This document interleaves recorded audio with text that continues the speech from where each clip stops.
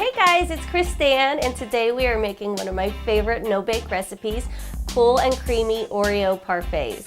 It's my opinion that everyone needs a great no-bake recipe in their arsenal, so if you don't have one yet, or even if you do, I highly recommend that you give this one a try.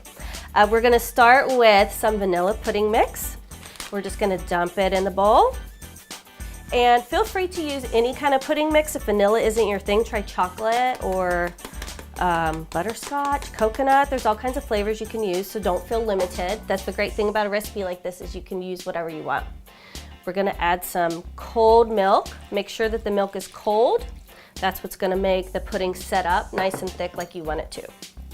We're just gonna whisk this together until it starts getting thick.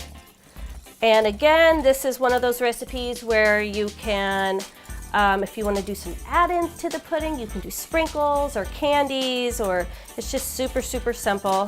Whisking pudding is always my least favorite part of any recipe, but if you've got kids, it's a good opportunity to bring them in and put them to work.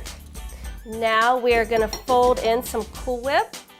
I know people have strong opinions about Cool Whip. They either love it or they hate it. I am firmly in the love category. There's just some things where Cool Whip is a necessary evil, and I'm okay with that. You want to be gentle with it because you don't want it to break up or get runny. And once we get it nice and folded in to where you don't see a lot of streaks anymore, we're going to pop it in the fridge while we do everything else, just to give us a chance to thicken up a little bit. Next, we're going to get these Oreos all crushed up into tiny little crumbs. You can use a food processor or a blender if you like. I prefer putting them in a Ziploc bag and just smashing them with a mallet. If you've got any aggression you need to get out, it's a great opportunity. Kids also love doing this part, so if you have any little ones at home, they are always game for some cookie smashing. I prefer to use a rubber mallet. I've seen people use meat tenderizers. The problem with that is a lot of times it's going to poke a hole in your bag, which is going to make a mess everywhere. So we're going to get our rubber mallet, just kind of spread the Oreos out in an even layer in the bag when you lay it down flat, and then just start pounding.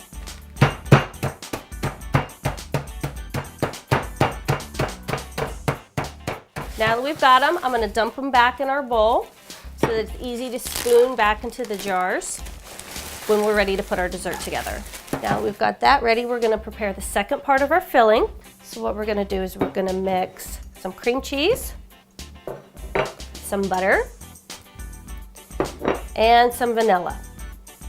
We're just going to beat this with a mixer until it gets nice and smooth. And then we're going to add some powdered sugar, which is basically going to make it almost like a cream cheese frosting. Okay, now that we've got this nice and smooth, we're going to get the pudding mixture. We're going to fold it all in together. We're just going to spoon this into this bowl. We're going to fold it all together. This is something that you definitely want to do by hand. When you get a hand mixer involved in something like this, especially when it has whipped topping involved, it's going to want to get really runny unless you do it by hand. The cream cheese mixture is going to take a minute to get smooth and combined, but once it does, it's going to be one of the best things you've ever tasted. Now that we've got it nice and smooth, it's time to do our layering.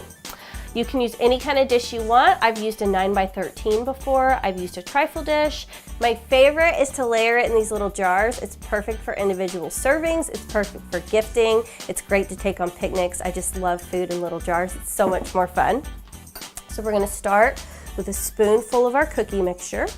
Layer it as thick or as thin as you want. If you want to add some candies in there, some sprinkles, this would be a great time to throw it in there. And then we're going to do a spoonful of the filling. We're just going to repeat the layers.